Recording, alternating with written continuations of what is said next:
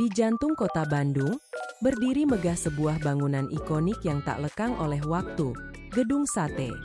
Dikenal karena ornamen tusuk satenya yang khas di bagian puncak, gedung ini tak hanya menjadi penanda visual kota Bandung, tetapi juga saksi bisu perjalanan sejarah bangsa.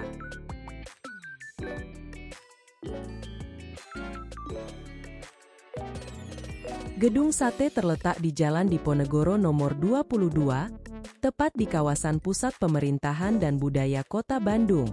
Dikelilingi pepohonan rindang dan lanskap arsitektur kolonial lainnya, Gedung Sate menjadi bagian penting dari zona cagar budaya dan ruang kota yang hidup. Gedung ini memiliki luas bangunan utama sekitar 27.990 meter persegi, dan berdiri di atas lahan seluas kurang lebih 4 hektar, sekitar 40.000 meter persegi. Kompleks Gedung Sate terdiri dari bangunan utama bergaya arsitektur gabungan antara Indo-Eropa dan elemen lokal, serta dilengkapi dengan taman-taman yang tertata rapi di sekitarnya. Gedung ini mulai dibangun pada tahun 1920 oleh pemerintah Hindia Belanda. Arsiteknya, J. Gerber, berkolaborasi dengan insinyur Belanda dan ratusan pekerja lokal dari Garut, Purwakarta, hingga Cina.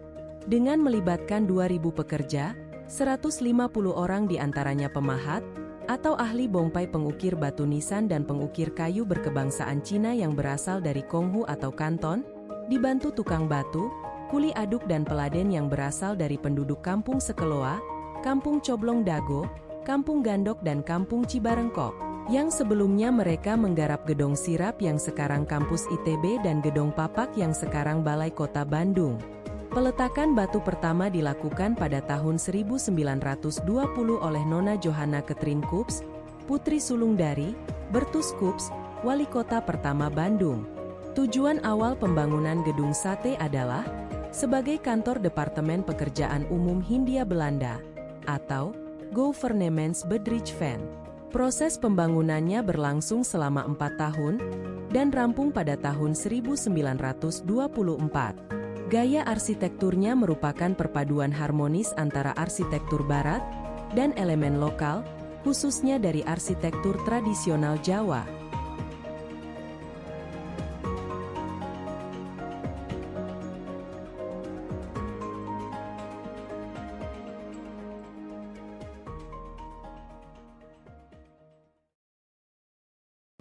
Seiring perubahan zaman, Gedung Sate mengalami transformasi fungsi.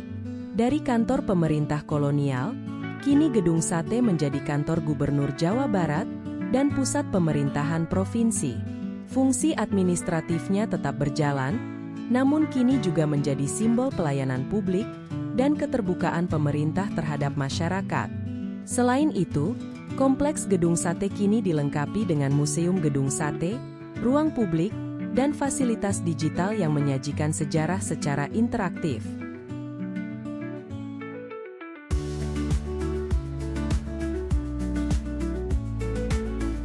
Gedung Sate bukan sekadar bangunan tua, ia adalah warisan budaya yang terus diberdayakan. Sebagai bangunan cagar budaya, Gedung Sate dilindungi secara hukum dan menjadi bagian dari upaya pelestarian arsitektur kolonial di Indonesia. Pemerintah dan masyarakat sama-sama berperan dalam menjadikan Gedung Sate bukan hanya simbol masa lalu, tetapi juga bagian dari masa depan.